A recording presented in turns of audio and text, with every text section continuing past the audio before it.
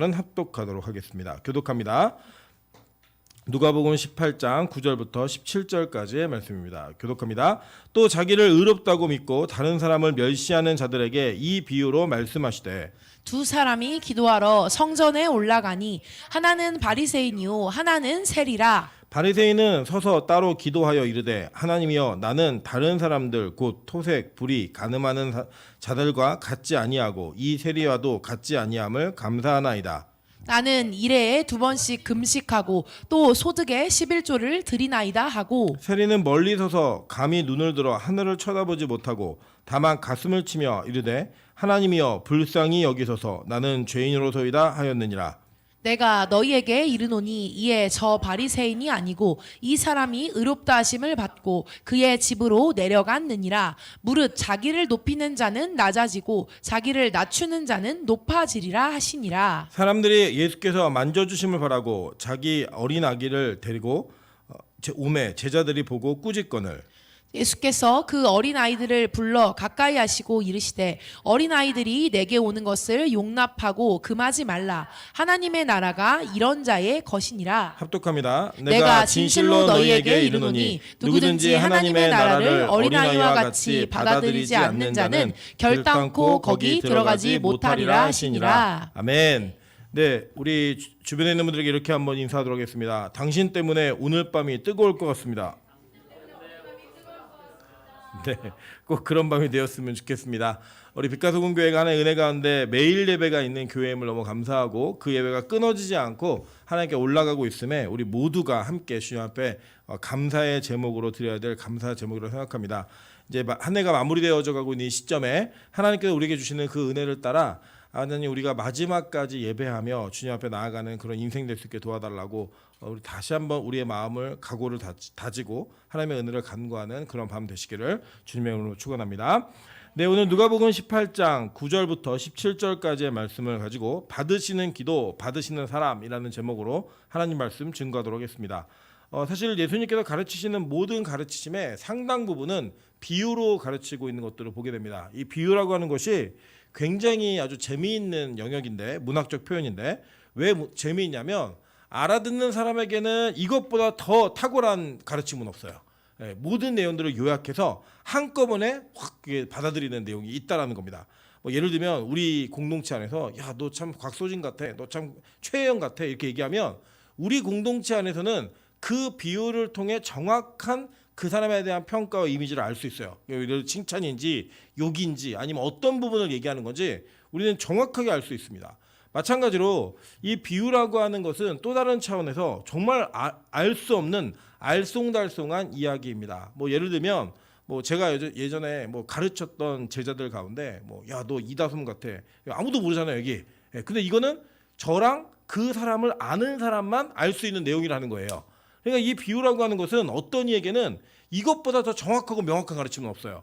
반대로 또 어떤 사람들에게는 이 비유라고 하는 거는 하나도 못 알아들을 이야기인 거예요. 하나도 못 알아들을. 이제 그런 이야기가 동시에 선포되는 것들을 상당히 많이 보게 됩니다. 예수님께서 이 비유로 사람들에게 가르치셨던 이유는 몇 가지가 있지만 정확한 것은 이 분명하게 얘기하는 것은 이거예요. 하나는 알아들을 자에게는 정확한 가르침을 하고 알아듣지 못할 자에게는 아예 숨기시기 위해 비유를 사용한다고 말씀하셨습니다. 그러니까 비유가 깨달아지느냐 비유가 깨달아지지 않느냐 이것은 우리가 가지고 있는 하나님의 선택 속에 우리의 영적 위치가 어디 있고 영적 주소가 어디인지를 분명하게 알 수 있는 내용이라는 거예요.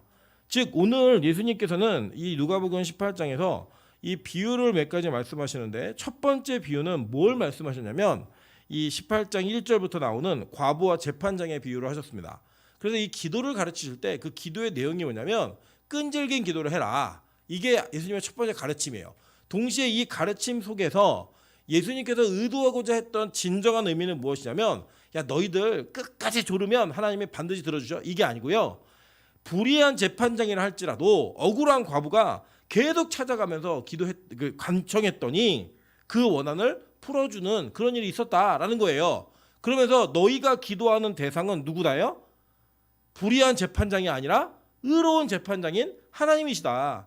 이 불의한 재판장이 억울한 걸 살피면서 그 기도 응답을 그들의 간청을 들어줬는데 불의하지 않은 공의로운 재판장이 너희의 억울함을 그냥 지나가겠느냐. 절대 그럴 리 없다라고 하는 것을 그 비유 속에 숨겨놓으신 거예요. 그러면서 두 번째 비유를 이제 얘기하십니다. 어떤 비유를 갖고 얘기하느냐. 이 분명한 것은 이 비유를 듣는 대상자가 누구인지를 예수님은 명확히 말씀하셨습니다. 9절 한번 볼까요? 9절에 이렇게 얘기하죠. 또 자기를 의롭다고 믿고 다른 사람을 멸시하는 자들에게 이 비유로 말씀하시되 이렇게 얘기했어요. 그죠? 그러니까 이 사람들, 이 얘기를 들어야 되는 사람 누구예요? 나를 의롭다고 믿는 사람. 그리고 나를 의롭다고 믿으면서 동시에 의롭지 않다라고 생각하는 다른 사람들을 어떻게 하는 사람들? 멸시하는 자들에게 이 비유로 말씀하셨다라고 얘기하는 거예요. 예. 이 비유로 말씀하셨다 얘기하는 이 비유를 듣는 대상자들이 너무나 분명했다라고 성경은 이야기합니다. 물론 그들이 이 말씀을 듣고 깨달았느냐 깨달았지 못하느냐 이걸 성경에 기록하지 않았기 때문에 우리가 알 수 없는 사실이에요. 그러나 우리 지금 이 설교를 듣고 이 본문을 읽고 있는 우리들은 이것이 깨달아지느냐 깨달아지지 않느냐가 정확하고 분명하게 자신 안에서 판단이 되어질 것입니다. 그 판단을 통해 우리가 알 수 있는 건 뭐냐면 깨달아지는 자는 아까 뭐예요? 그 깨달음 속에 다시금 회복과 구원의 길로 나오는 것. 그것이 목적이고 그렇지 않은 자들은 이걸 듣고서도 내가 그 사람인 줄 모르는 거예요. 여러분 가끔 보면 눈치 없는 사람들 가운데 막 그 사람을 빗대어서 계속 얘기하고 있는데 못 알아듣는 사람이 있죠. 못 알아듣는 사람들. 예전에 일전에 저희 반이 그 중학교 때 그 맨날 1등을 하다가 한번 그 15반 중에 맨날 1등 하다가 꼴찌를 했어요. 꼴찌를 했는데 선생님이 야 이번에 이 그 너희들 성적의 부진함을 내가 체벌하겠다라는 이렇게 명분을 세우셔가지고 뭐라고 얘기하셨냐면 이 중간고사와 기말고사 성적의 차이점 평균 점수 차이가 나는 그 점수에 1점당 한 대씩 맞는다 이렇게 얘기한 거예요. 예, 무려 저는 14점이 하락했기 때문에 14대를 맞았습니다. 14대 맞았는데 제가 저희 반 최고인 줄 알았는데 저희 반에 27점 하락한 애가 있었어요. 어떻게 그런 일이 벌어졌는지 모르겠지만 그래서 나오라는 거예요. 27점 하락한 사람이 있어 나와 그랬더니 아무도 안 나가는 거예요. 그래서 선생님이 야 거기 너 뒤에서 세 번째 있는 애 그랬더니 걔가 하나 둘 셋 자기를 세더라고요. 예, 금방 알지 못하고 그냥 멍청한 거 아니에요? 27점 떨어졌다고 자기는 걸 알아야 될 거 아니에요. 근데 모르고 계속 안 나오다가 야 뒤에서 세 번째 했더니 하나 둘 셋 이렇게 세는 그런 모습이 있어요. 여러분 우리도 마찬가지야. 예수님이 하나님께서 성경을 통하여 우리에게 계속 말씀하시는 거예요. 너 좀 듣고 깨달아 얘기하는데 우리는 뭐 하고 있어요? 하나 둘 셋 세고 있는 거예요. 누가 그놈이지? 찾는 거예요. 근데 여러분 이것이 저는 누구에게 들으라고 하는 말씀이 아니라 나에게 들려지는 말씀이 되기를 소망합니다. 여러분 이 본문에 보면 이렇게 얘기해요. 자기를 의롭다고 믿고 다른 사람을 멸시하는 자들이라고 하는 청중을 분명히 말씀하셨어요. 어제 이제 우리나라의 유명한 배우 한 사람이 자기 스스로 목숨을 끊었습니다. 정말 그 뭐 살아생전에 좋은 작품들도 많이 했고 제가 볼 때 굉장히 이미지가 좋은 분이어서 많은 여성들에게 굉장히 호감이 있는 그런 어떤 역할도 많이 맡았었고 호감이 있는 이미지를 좀 만들어냈던 그런 배우였던 것 같아요. 뭐 여러분이 다 아시다시피 전 세계적으로 많은 상을 수상했던 영화에 등장했기 때문에 앞으로 그의 미래가 더 좋아질 거라고 하는 그런 내용들로 뭐 그 분을 평가하는 게 뭐 맞다라고 생각합니다. 그 실제적인 평가로는. 근데 어느 날 갑자기 마약에 대한 혐의를 받고 그 혐의 속에서 조사를 받는 도중에 최근에 이제 인터넷상에 어떤 특정한 부류에 의해서 그 사람의 개인의 사생활에 대한 이 녹취록이 탁 공개가 되어버렸어요. 이 공개가 되어지면서 그 녹취록 안에 있는 얘기를 들어보니까 도덕 윤리적으로 잘못한 사람인 건 맞아요. 뭐 틀렸다고 얘기하고 싶지 않습니다. 저는 뭐 그걸 옹호하거나 그 사람을 뭐 디펜스하기 위해서 이 내용을 얘기하는 게 아니에요. 그런데 그 내용을 들어보면 그 내용을 들으면서 아 이것이 정말 모든 사람들이 다 의로운 자가 되어서 이 사람에게 돌을 던질 만한 이야기인가라고 하는 그 질문에는 저는 쉽게 동의할 수는 없겠더라고요. 왜냐하면 뭐 여러분이 아시다시피 우리나라라고 하는 이 국가 자체가 동아시아 자리 잡고 있고 여러 가지 이게 내용들이 있지만 아시아 국가 중에 혼외 정사율이 1위인 나라입니다. 이 나라가. 뭐 우리나라 뭐 이렇게 술집에서 여자를 만나고 뭐 여자와 함께 뭐 잠자리를 갖고 뭐 이런 것 자체를 그렇게 특별한 일로 여기지 않는 나라예요. 그냥 그런 걸 돈 모아서 가는 것들이 의례적으로 있다라고 보여지는 나라이고 뭐 실제로 직장에서 보면은 직장 내에서 어마어마한 많은 불륜들이 있습니다. 저는 그게 맞다라는 게 아니에요. 많은 사람이 했기 때문에 틀려요. 잘못된 거예요. 그거를 옹호하거나 그것 자체가 뭔가 죄가 아니다라고 얘기해서는 안 됩니다. 그런데 중요한 건 뭐냐면 그것을 비난했던 모든 사람들, 그러니까 어떤 한 사람이 자기의 생명을 그만둘 정도의 그런 이 압박감을 받아야 할 정도의 그런 모습으로 그렇게 공격받아야 되는 사람인가라고 하는 것에 있어서는 저는 단호하게 아니라고 이야기하고 싶습니다. 왜냐하면 여러분 우리 자체가 어떤 특정한 죄악의 문제에 민감하게 반응하지만 모든 사람들에게는 죄가 있다 없다? 다 있어요. 다 있는데 어떤 사안이 수면 위로 딱 올라와서 언론에서 몇 번 딱 조명만 해주면 우리 모두는 자신은 의인이 되어서 그 상대자를 심판하는 것에 너무나 익숙해져 있어요. 그래서 그 심판을 주저하지 않고 글로 말로 행동으로 옮기는 것을 서슴지 않고 우리는 합니다.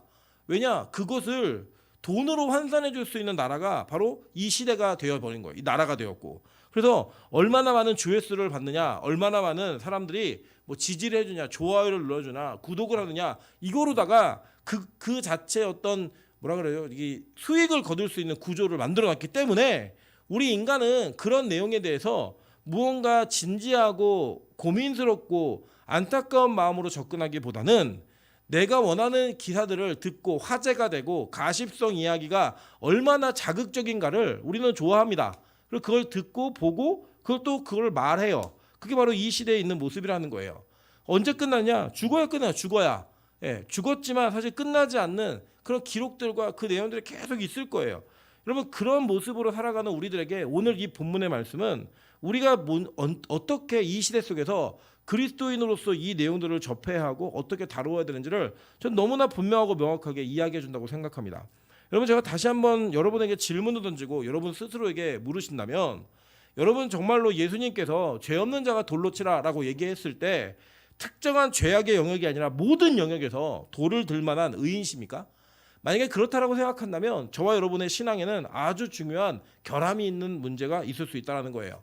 우리는 누군가를 비난하거나 누군가를 죽이기 위해 말할 수 있는 존재는 아닙니다. 우리의 영혼을 지옥에 던져버릴 수 있는 유일한 권한은 하나님께 있지 저 여러분에게 있지 않다라는 거예요. 그런데 우리는 이것을 내 스스로에게 면죄부를 허락하는 동시에 이것을 지키지 못하는 자들, 즉 자신의 도덕 윤리적 관점에 미치지 못하는 자들을 멸시하는 일을 우리 서슴없이 너무나 많이 자행하고 있다라는 겁니다. 그래서 우리가 예를 들면 이런 거잖아요. 공부를 잘하는 사람은 공부를 못하는 사람들에게 왜 못하는지 이해가 되지 않는다라고 말을 합니다. 어떤 사람은 잠을 잘 조절해요. 잠을 잘 조절하는 사람은 잠을 잘 조절하지 못하는 사람에게 잠도 하나 못 이기냐라는 말로 이야기합니다. 어떤 특정한 영역에서 능력이 있는 사람이 있고 능력이 좀 부족한 사람이 있거든요. 그런데 이 부족한 사람들은 능력이 있는 사람들에게 매일 구박과 천대와 멸시를 받아야 되는 것이 바로 인간이 만들어낸 이 자본주의적 시스템, 아니 자본주의만 그런 게 아니고요.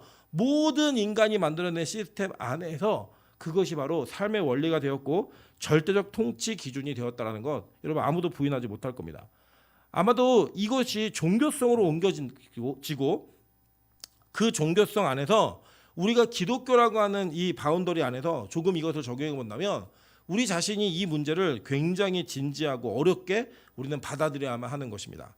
여러분 저와 여러분은요 그래도 적어도 이 목요 예배, 목요일날 지금 예배를 드리고 있거나 시청하고 있는 분들 대부분이 그래도 신앙생활을 할 때 내가 신앙생활 이 정도 한다라고 이야기하고 여러분이 어디 가서 내가 신앙생활 이렇게 하고 있어라고 말을 하면 주변에 있는 분들이 대단하다라고 얘기할 만큼의 그런 수준에 올라 있는 분이라고 하는 것, 그건 저는 그 사실을 부인하고 싶지는 않습니다. 그런데 만약에 그것이 여러분이 의롭다고 여겨질 만한 근거가 되고 이것을 하지 못하거나 이렇게 하고 있지 않는 사람들을 멸시하고 비난하고 있다고 한다면 오늘 이 말씀은 저와 여러분에게 아주 명쾌하고 명확하게 들려져야만 합니다. 그래야 우리에게 구원의 길이 열리기 때문이에요. 여기에서는 비유로 이렇게 말씀합니다. 두 사람이 기도를 하는데요. 성전에 올라가서 기도할 때 어떤 일이 벌어졌냐. 한 사람은 바리새인이고 한 사람은 세리라고 하는 설정을 예수님께서 하셨습니다. 여러분 이제 이 보통 세상에서 이루어지는 공동체는요. 비슷한 사람끼리 모여요. 예를 들면 요새 이제 입시를 하잖아요. 수능 보고 난 다음에 성적이 나오고 지원을 하고 이런 입시 제도가 이제 발표가 되면 어마어마한 눈치 작전과 경쟁전이 벌어질 거예요. 그러고 나면요. 이제 학교에 입학하고 난 다음에는 학교에서 과 동기들을 만납니다. 동기들을 만날 때 어떤 느낌이 있냐면 전국에서 내 학과에 들어온 이 동기들, 우리 학과에 속해 있는 모든 사람들은 전국에서 나랑 가장 비슷한 애들이 모인 거예요. 성적으로 딱 봤을 때. 그래서 어느 대학을 다니는지, 어느 대학에 무슨 과를 다니는지 이것을 통하여 결속력을 얻습니다. 그래서 뭐 하죠? 과잠 아시죠? 과잠바 이거 맞춰요. 그리고 뭐 우리는 뭐다. 저는 좀 촌스러운데 우리 저희 신학과 97학번은 우리는 신학과 이걸 하고 다녔어요. 하라는 거예요. 전 너무 싫은데 뭐 그런 구호를 만들어 가지고 자기들의 결속력을 막 다지는 이런 일을 합니다. 이유가 뭐예요? 우리는 우리만이 가지고 있는 특별한 영역 속에 우리가 속해 있는 자들, 선택받은 자들이라고 하는 이것을 강조하는 거예요. 그래서 뭐 서울대가 됐다, 뭐 연대가 됐다, 뭐 교대가 됐다 이런 거 왜 강조하죠? 우리나라는 그런 것들을 너무나 당을 짓고 규정하고 하는 것들이 익숙해져 있어요. 그래서 자기보다 우월하고 자기보다 열등한 사람이 누군지를 구분합니다. 너 어느 대학 나왔어? 너 어느 대학 다녀? 이렇게 얘기하는 거예요. 남자하고 여자하고 만나도 예를 들어 학벌 차이가 너무 많이 난다. 뭐 한 사람은 뭐 서울대 다녔는데 한 사람은 어디 다녔는데 군대 다녀. 뭐 이러면 여러분 그거 갖고 우리가 얼마나 많은 가십거리를 삼아요. 아깝다. 왜 그렇게 만나냐. 이런 일들을 왜 하죠? 결국은 누군가는 누군가보다 열등하고 우등하다라고 하는 그것을 구분하면서 이 차이를 짓는 거예요. 여러분 그런데 이 공동체가 생겨서 그 공동체에 속한 사람들끼리 비슷비슷하잖아요. 그럼 거기 안에서는 이런 식의 정제나 갈등은 못 합니다. 그러니까 뭐냐면 예를 들어 뭐 서울대학교 의대를 나왔다. 그러면 거기에도 수석이 있고 꼴찌가 있을 거 아니에요. 그런데 거기 안에서는 막 경쟁하는 것 같지만 전국에서 볼 땐 다 탑이라고요. 얘네들이. 그러니까 그 안에서는 거기에서 뭐 서로 멸시하고 이런 거 별로 없어요. 그냥 우리 과에서 쟤 공부 잘하는 애야. 우리 과에서 얘는 좀 공부 못하는 애야. 그래도 나가면 뭐예요? 1등이에요. 그러니까 거기 안에 그게 없어요. 근데 교회라고 하는 공동체는 되게 특이해요. 교회는 천차만별의 사람들이 다 모입니다. 이 빛과 소금 교회를 다니는 사람들이 예를 들어서 우리가 키 몇 이상, 뭐 예를 들면 우리 교회 자매 매일 예배드리는 자매는 키 170 이상이어야 된다. 그럼 170 이하는 와요 못 와요? 못 오는 거예요. 그런데 우리 교회는 그런 게 있어요? 없어요. 그냥 150이 됐던 뭐 2m가 됐던 다 와서 예배드릴 수 있잖아요. 그러니까 이 공동체 안에 들어와 있을 때 여기 안에서 정말로 천차만별의 비교를 할 수 있는 영역들이 있다는 거예요. 자산 소유가 얼마인지 이런 거 따지지 않아요. 그냥 교회라는 공동체는 예수님을 믿는다라고 하는 그 전제만 다 있으면 다 올 수 있어요. 그러니까 영적인 거 말고는 다 다른 거예요. 그러니까 비교할 수 있는 비교군이 많다 적다? 너무나 많은 거예요. 비교할 대상도 많고.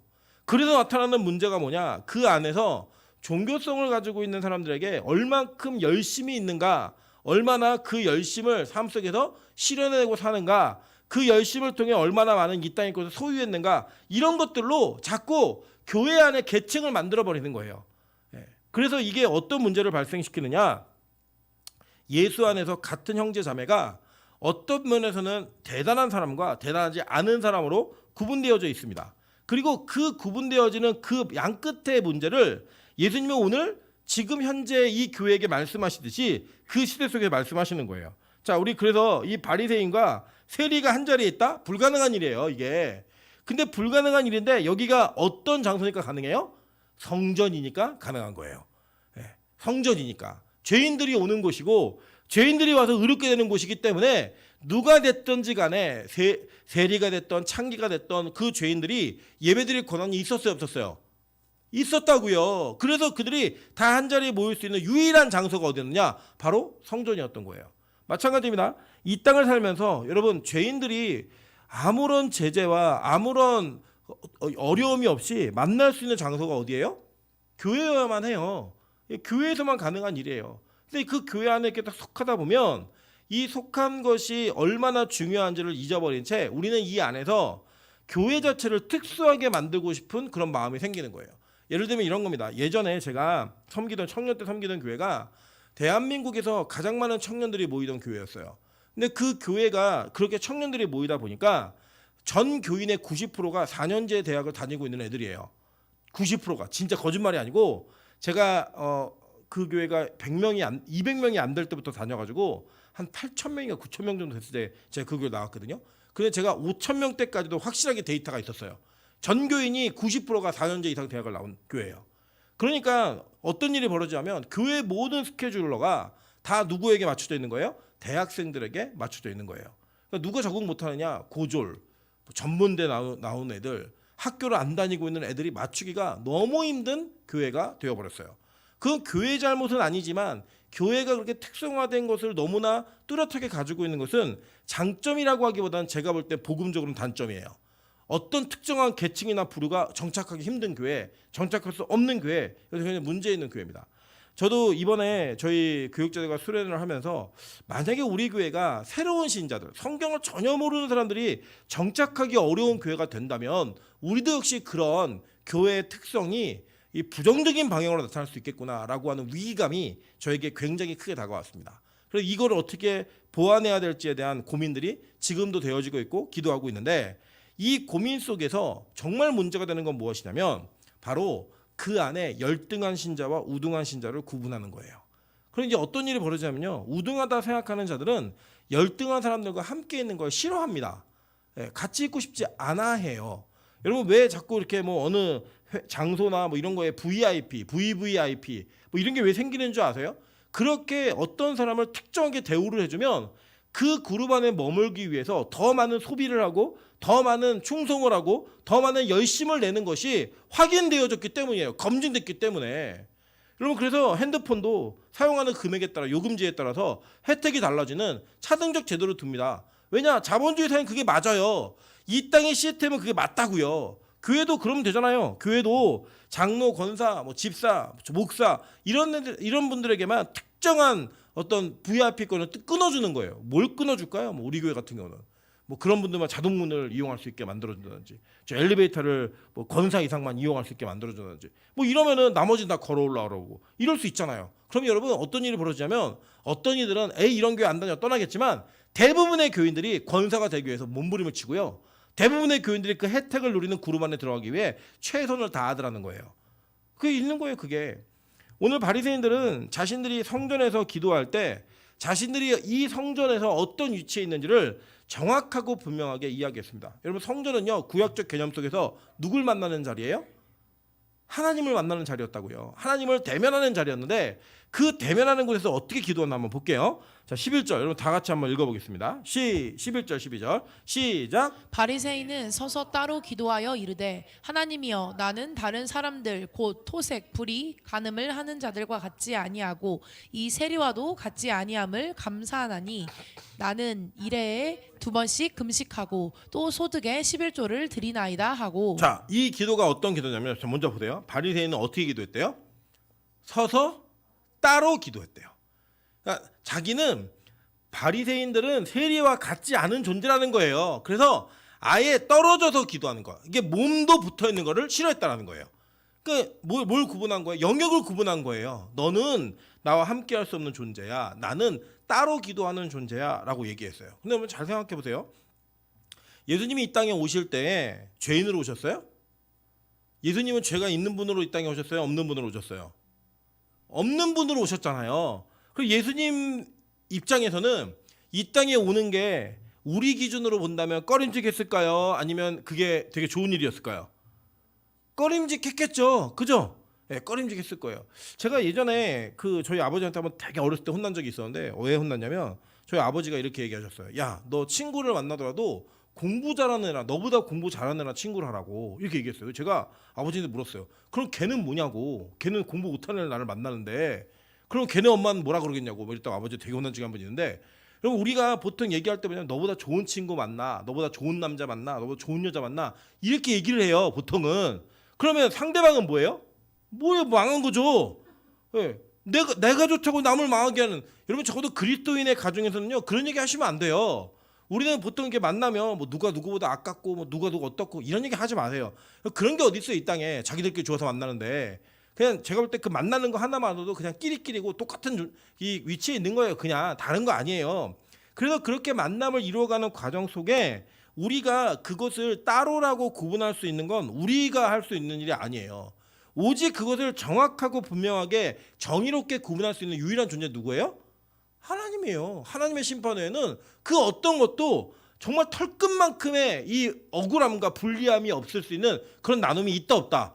없어요. 절대 없어요.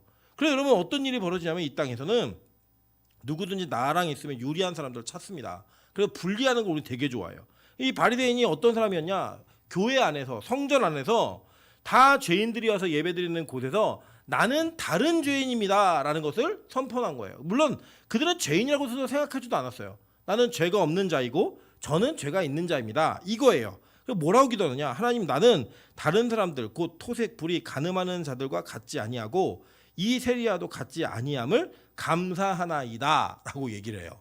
여러분, 이거를 감사한다라고 하는 것 자체가 얼마나 이 기도의 말에 얼마나 이게 무의미한 것들이 있는지 한번 살펴보도록 할게요. 자, 감사하다라고 하는 것은 뭐냐면 자기가 한 일이 아니기 때문에 감사한 거예요. 그죠? 그렇잖아요. 여러분, 예를 들어 여러분 혼자 밥 지어 먹으면서 나한테 감사하다 이렇게 얘기하는 분 계세요? 없잖아요. 그죠? 예를 들면 그냥 가만히 앉아 있었는데 밥을 해주는 사람이 있으면 그 사람에게 감사하다는 표현하는 거지 나한테는 감사하다는 얘기를 안 해요. 그죠? 그럼 이 사람은 지금 뭐라고 얘기하고 있는 거냐면 자기가 하나님께서 이 세리들과 같은, 그리고 불의, 토색, 간음하는 사람들과 같지 않게 자기를 선택한 것을 감사한다라고 얘기하는 그 고백에서만 이게 가능한 거예요. 그죠?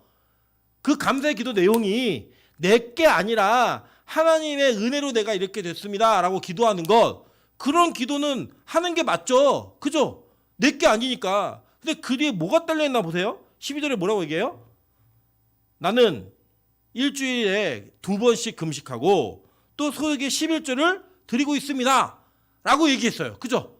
그러니까 자기가 이루어진 모든 것이 하나님께로부터 왔다라는 것을 얘기한다면 내가 굳이 금식하고 있고 11조하고 있습니다라는 거 얘기하는 게 의미가 있어요, 없어요?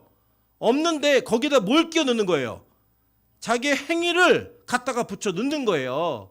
이게 제일 큰 문제인 거예요. 여러분, 교회 안에서 가장 큰 적은 신천지가 아니라 율법주의입니다. 율법주의. 이 율법주의는 뭐냐면 자꾸 구원이라고 하는 영역 속에 자신이 가지고 있는 의와 명예, 자신이 가지고 있는 행동, 이 모든 것들을 갖다 슬쩍 갖다 껴넣는 거예요. 포장지를 누구로 하는 거예요? 자기 이름으로 해버리는 거예요. 예를 들면 이럴 수 있겠죠. 우리 교회가 예를 들어 노트북을 이제 3월 달에 필리핀에 보낼 거잖아요. 보내는데 제가 그 노트북을 포장을 탁 하면서 거기 껍데기에다가 포장지에다 이렇게 쓰는 거예요. 임철 드림. 이게 쓴 거예요. 그럼 그분들은 어떻게 알겠어요? 아, 이거를 이 선물을 누가 한 거예요? 임철 목사님이 개인적으로 해줬구나. 누구한테 감사하겠어요? 빛과 소금 교회에 감사하는 게 아니라 저한테 감사하겠죠. 그죠? 그게 율법주의예요. 실제 내용물은 다 하나님이 주신 거예요. 믿음이라고 하는 거 다 그런 건데 포장지를 딱 해놓고 거기다 누구 이름을 쓰는 거예요? 자기 이름을 쓰는 거예요. 그럼 그게 뭘 도둑질하는 거냐? 하나님의 공로를 도둑질하는 거예요. 즉 자신이 하나님처럼 되고 싶은 그 모습, 그게 뭐다? 바로 율법주의. 이 최초의 범죄가 누구였어요? 아담과 하와였잖아요. 하나님처럼 되고 싶은. 그 내가 얼마나 경건하고 거룩하게 살고 있는지를 통해 그것이 나의 구원의 확증이고 보증이고 그렇게 살고 있기 때문에 나는 니들과 달라라고 하는 경계선을 그어버리는 거예요. 그 경계선을 긋다 보니 이제 어떤 일이 벌어지냐면 자신의 경계선에 넘어오지 못한 자들을 멸시하고 그 사람들을 천대하는 이런 일들이 벌어지는 겁니다. 그리고 이 그룹을 넘어온 사람들을 존경해요. 그래서 여러분 잘 보세요. 율법주의적 분위기가 팽배해 있는 교회에서는요, 기도 많이 하는 사람이 가장 큰 권위를 가져요. 봉사를 많이 하는 사람이 가장 큰 권위를 가져요. 헌신을 최고로 열심히 하는 사람이 가장 큰 권위를 가져요. 여러분, 이게 어떻게 보면 그게 맞는 말이지라고 생각할 수도 있어요. 우리 이미 그게 익숙해져 있어가지고. 그런데 여러분 한번 잘 생각해 보세요. 여러분이 예배드리는 것, 기도하는 것, 봉사하고 헌신하는 것 다 누구로부터 온 은혜예요? 하나님으로부터 온 은혜라고요. 우리 이 말에 동의하시죠? 이거 내가 하는 게 아니야. 하나님이 하시는 거야. 동의하시죠? 예, 아멘이라는 동의가 있는데, 그런데 예배를 더 많이 나오고 있는 사람이 예배를 덜 나온 사람보다 뭔가 불이익을 받는 것처럼 느껴지잖아요. 화나요. 예, 진짜 화난다니까요. 열받아요. 내가 얼마나 많이 헌신했는데 나를 이렇게 천대 멸시해? 이게 우리 안에 분노로 막 드러나는 거예요. 그래서 그들은 자꾸 자신들이 만들어 놓은 경계선을 넘어오는 사람들을 특별히 우대함으로써, 그리고 자기 자신이 우월하다고 생각하면서 자기 자신의 행위에 대한 보상과 위로를 이 땅에서 얻고자 하는 거예요. 그리고 그것을 포장지로 쓰는 거예요. 믿음의 포장지로. 봤지? 나 일주일에 2번씩 금식한다? 그리고 나 소득의 11조를 하고 있어. 그래서 내가 뭐가 됐다는 거예요? 내가 이 세상의 죄인들과 같지 않은 의로운 자야 라고 결론을 내려놓는 거예요. 그럼 만약에 우리가 예배하고 헌신하고 봉사하고 희생하는 모든 것들이 하나님으로부터 오는 감사의 근원과 출발이 아니라 그것을 통해 무엇보다 내가 우월하다라는 생각을 갖게 만드는 근거와 요소가 있다면 여러분은 오늘 새로운 율법주의자로 새로운 바리새인으로 하나님 앞에 예배하고 있는 자들이에요. 그렇게 기도하는 거예요. 그럼 우리가 막 그렇잖아요. 분노하잖아요. 막 어떤 사건 벌어지고 막 그럼 어떻게 그럴 수 있어?라고 얘기하지만 여러분이 그 위치가 된다면, 여러분이 그 위치에 있다면 진짜 안 그럴 수 있을까요? 이거 되게 힘든 문제거든요. 진짜 안 그렇다 하더라도 그 안에 이미 받을까? 해볼까? 라고 하는 마음이 든 순간 우리 이미 뭐 했다? 범죄했다라고 성경은 얘기해요. 그게 바로 성경이 말하고 있는 윤리도덕의 기준이에요. 성경의 윤리도덕의 기준. 그 도덕의 기준의 잣대를 들이대면 아무도 자유할 수 없는데 우리는 그 자유함을 내 안에서 만들어내고 싶은 거예요. 네. 누가 그랬듯? 하와가 그랬고 아담이 그랬듯. 그게 바로 우리의 모습인 겁니다. 바리새인들이 그렇게 기도를 어떻게 하느냐? 비교적으로 하는 거예요. 나는 저 인간들과 달라. 난 이 세상 사람들과 달라. 나는 이 세상에서는 어떤 사람들보다도 나는 오히려 더 거룩하고 멋진 사람이야 라고 하는 그 전제가 내 안에 깔려 있다면 여러분 뭐예요? 율법주의자로 가는 이제 입구의 문을 열으신 거고 율법주의로 가는 기차를 타신 거예요. 내릴 수 없는 기차를. 그거를 내려놔야 하지만 그걸 부서뜨려야 하지만 우리는 이 안에서 올바르게 신앙생활을 할 수 있다라고 하는 것을 꼭 기억하셔야 됩니다.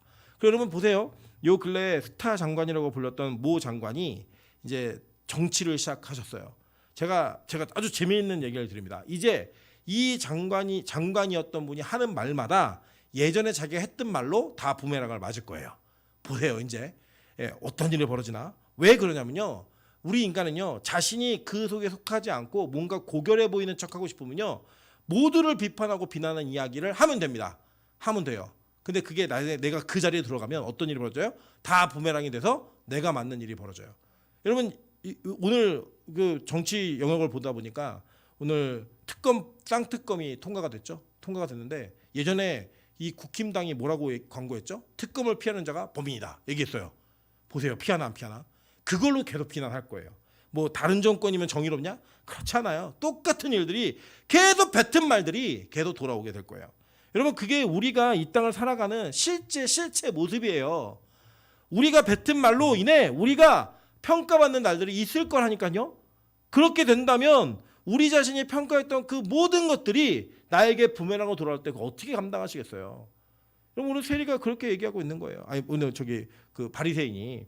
반면에 우리 세리는 어떻게 기도하나 볼게요. 같은 성전에 있는데 한 사람은 멀리 서서 감히 눈을 들어 하늘을 쳐다보지도 못하고 다만 가슴을 치며 이르되 하나님이여 불쌍히 여기소서 이렇게 얘기해요.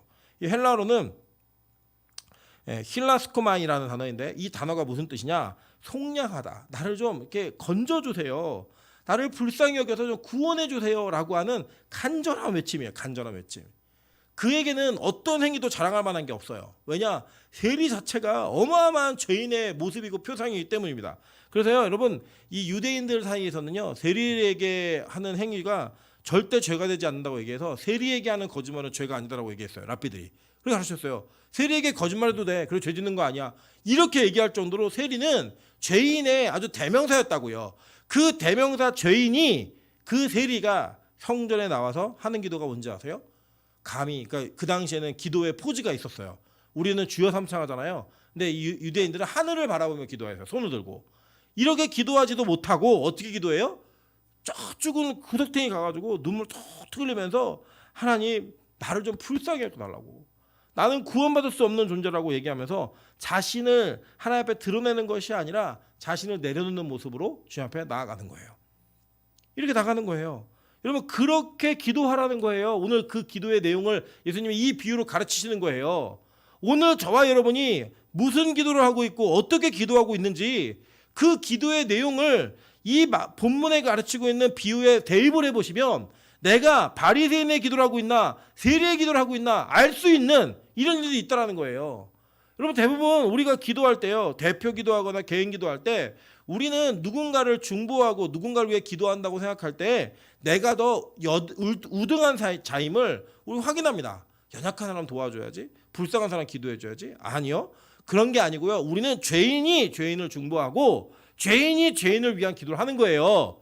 그래서 내가 더 나은 자리에 사는 게 아니라 우리 같이 죄인이고 같이 무너져 있는 자들인데 하나님 우리 모두를 불쌍히 여겨주세요 라는 마음으로 기도해야 해요. 그렇게 기도해야지만 그 기도에 하나님이 일하시고 역사하신다라고 성경은 우리에게 오늘 가르치고 있는 거예요.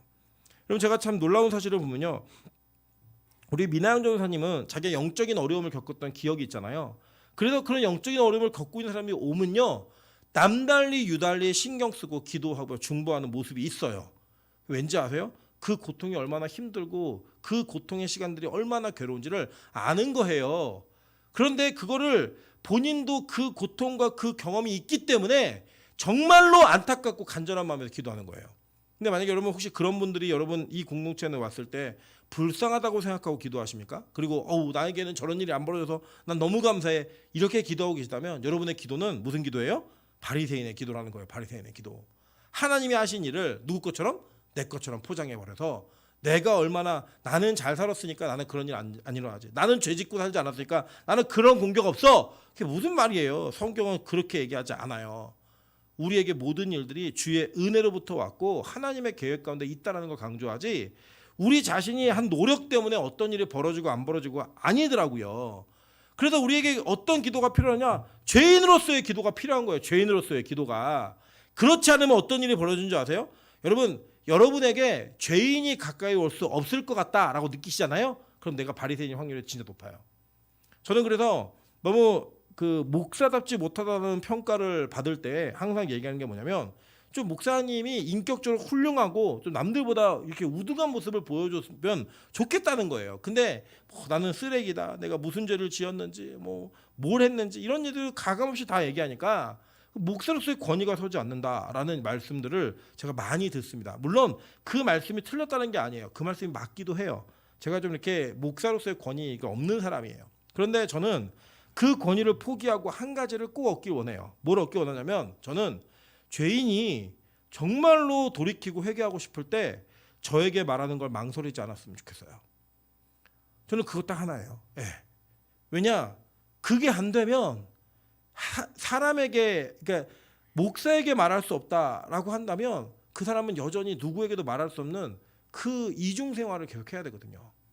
저는 그래서 권위 있는 목사가 아니라 죄인들이 죄를 얘기할 수 지은 죄가 얘기해도 부담이 없는 우리 목사님은 이런 얘기해도 별로 놀라지 않을 거야. 자기도 같이 그 죄를 졌으니까.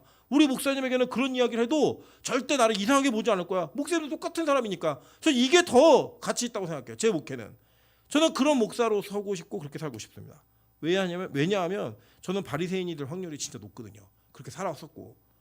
그게 무너져야지만 그게 제 인생의 담에서 다 없어져야지만 저는 진짜 목사가 될 수 있다고 믿어요. 그래서 저는 그걸 택한 거예요. 그래서 저는 강단에서 저의 모든 연약함을 솔직함으로 이겨내고 솔직함으로 그것을 감당해내고자 하는 노력이 제 안에 있습니다. 몸부림이 있어요. 진짜요. 그래서 그런 목사가 될 수 있게 달라고 좀 기도 많이 해주세요. 마찬가지 우리 교회가 좀 그랬으면 좋겠어요. 죄인들이 교회로 오거든요. 죄인들이 교회로 올 때 그 새로운 죄인들은 아무것도 몰라요. 근데 이 공동체가 너무 거룩하고 존귀하고 흰옷 입은 자들만 있어요. 그러면 까만 옷을 입고 이 교회 온 사람이 어떤 부담감을 느낄까요? 내가 여기 있을 곳이 아니구나. 나 나가야겠구나. 이런 거 느끼지 않겠습니까? 그죠? 그런데 우리가 같이 까만 옷을 빨고 있는 모습을 보여주면 나도 옷 빨면 되겠구나. 생각하고 정착할 거 아니에요. 나 옷 빨면 되겠구나. 그러고 같이 옷 빨 거 아니에요. 그런데 흠도 없고 아무것도 없는 그런 모습을 갖고 있다면 얼마나 어떤 일이 벌어지겠어요. 제가 한 목사님 부부가 저에게 이런 고백을 하시는 걸 듣고 제가 되게 그 비유가 좋은 비유라고 생각을 했어요. 목사님도 하루에 청소를 3번씩 하는 분이고 사모님은 하루에 청소 6번 하는 분이에요. 그러니까 그 집은 먼지 하나가 없어요. 근데 이 두 분이 청소를 안 하기로 서로 결의를 한 사건이 있었어요. 무슨 사건이냐면 자기 딸내미가 초코파이를 먹는데 쓰레기통 위에서 먹더래요. 네. 아이가 5살짜리 아이가 초코파이를 먹는데 쓰레기통에 가더니 그 위에서 초코파이를 까서 먹더래요. 왜냐, 엄마 아빠가 뭔가 흘리고 뭔가 땅에 묻으면 뭐 난리가 나는 거를 너무 보니까 이 아이가 쓰레기통 위에 가서 먹는 걸 보면서 야, 우리 청소 그만하자. 청소 이렇게 해서 안 되겠다. 그래갖고 좀 더럽게 산다고 이렇게 얘기를 해요. 마찬가지로 여러분 한번 생각해보세요. 교회 왔는데 다 의인들만 있어요. 죄인이 여기 있을 수 있어요? 없다고요. 그걸 가지고 우리는 의의 공동체다. 물론 말도 안 되는 얘기를 해요. 예수님이 찾아다닌 사람들이 다 누군데요? 죄인들 만나셨잖아요. 죄인들이 그 교제를 통해서 예수님을 통해 회복되어지는 은혜를 경험했잖아요. 그게 빛과 소금 교회에서 일어나야 되는 일이고 대한민국에 있는 모든 교회와 모든 성도들의 삶 속에 벌어져야 되는 일이에요. 그런데 여러분, 여러분에게 죄인이 와서 말하는 걸 힘들어한다? 죄인은 여러분을 슬슬 피한다? 여러분에게 문제가 있는 거죠. 분명한 문제가 있는 거죠. 예수님 같은 교회가 아닌 거죠. 예수님의 제자가 아닌 거죠. 제자가 왜 제자예요? 스승의 모습을 담기 때문에 제자 아니에요? 스승의 모습이 그대로 남아있기 때문에 제자 아니에요? 여러분, 우리 교회가 그렇게 기도하는 교회여야 된다고 생각합니다. 세리의 기도. 이 기도가 멈추지 않고 끊이지 않는 그런 은혜가 있어야 돼요. 그래서 예수님이 뭐라고 얘기하셨어요? 14절 보세요. 내가 너에게 이르노니 이에 저 바리새인이 아니고 이 사람이 의롭다 하심을, 세리가 의롭다 하심을 받고 그의 집으로 내려갔느니라. 하나님의 의의 평가는 완전 다른 거예요. 그러니까 어쩌면 여러분 아마 우리 천국 가면 기절초풍할 일들이 있을 거예요. 야, 저런 죄인이 천국에 와 있어? 저 인간이 천국에 있다고? 기절초풍할 만한 일이 정말 많을 거예요. 왜 그렇죠? 그들은 명백한 죄인임을 자신이 이 땅에서 고백했고 그 고백을 통해 하나님을 만나는 자리로 나아갔기 때문에 우리가 생각할 때 저 인간은 천국 가서 안 되는 인간이 있다고요. 그 인간들이 하나님의 은혜 안에서 회복되어져서 어디 가요? 천국에 있을 수 있어요. 반면에 야, 저 사람은 진짜 천국 가 있겠지라고 생각했던 그 사람이 없을 수 있어요. 갔는데 왜요? 바리새인처럼 살았으니까. 천국의 방법은 완전 다른 평가의 방법이었어요. 여러분, 저는 우리 빛과 소금 교회가 어떤 교회가 될 것인가, 우리 빛과 소금 교회 성도들이 어떤 성도가 될 것인가에 대한 그 평가의 기준이 저는 오늘 이 성경 속에 분명한 기준으로 제시되어진다고 좀 믿습니다. 그래서 우리 빛과 소금 교회가 죄인이 정착하기 좋은 교회가 되길 바랍니다. 네, 정말 그러길 바라요. 물론 여러분 같이 죄질한 얘기가 아니에요. 막 흡연자가 왔는데 막 장로님들이 담배 피고 있고 막 이래서 야, 여기는 장로님도 핀다 이래서 정착하고 이런 걸 원하는 게 아니에요. 그게 아무 문제가 되지 않는 교회여야 된다고요. 그게 이 영적인 거를 고치기 전에 육적인 걸 자꾸 지적을 하면 못 버티죠. 어떻게 버텨요? 안 되는데, 세상에서는 그게 잘못된 게 아닌데 그거를 영적인 것을 고치기 위해 기다려주는 시간이 필요하다 안 필요하다? 필요한 거예요. 그래야 사람을 건질 거 아니에요. 그래야 영혼을 살릴 거 아니에요.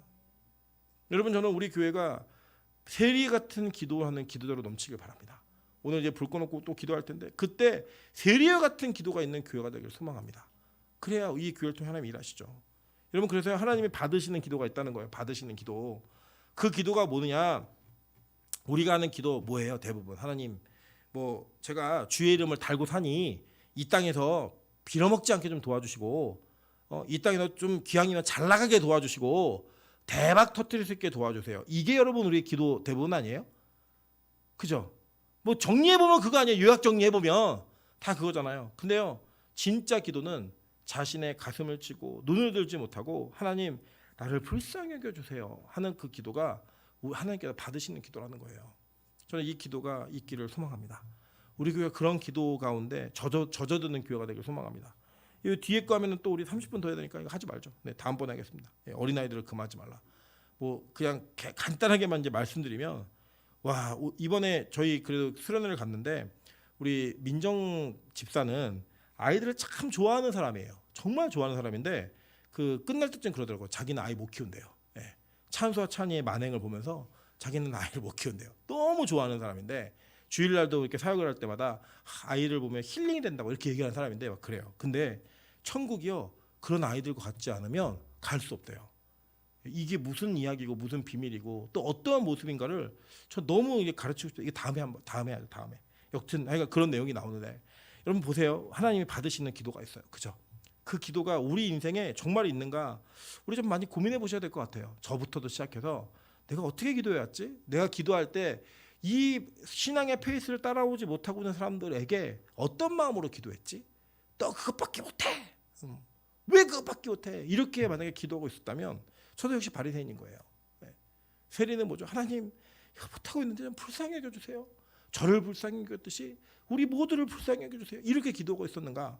저는 그래도 후자가 다라고는 얘기 못하겠지만 후자가 좀 많았던 것 같아요. 워낙 지은 죄가 많아가지고 워낙 죄인으로 살았던 시간이 길기 때문에 그렇게 많이 기도했던 것 같아요.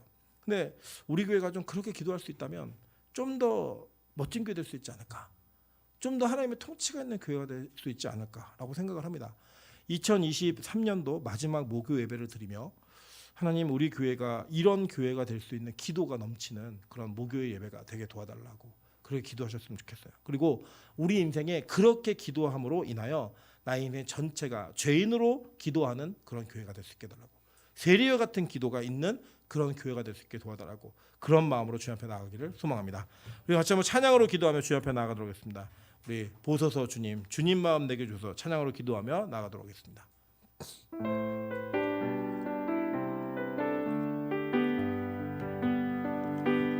보소서 주님 나의 마음을 선한 것 하나 없습니다. 그러나 내 모든 것 주께 드립니다. 사랑으로 안으시고 날 새롭게 하소서. 보소서 주님 나의 마음을 선한 것 하나 없습니다.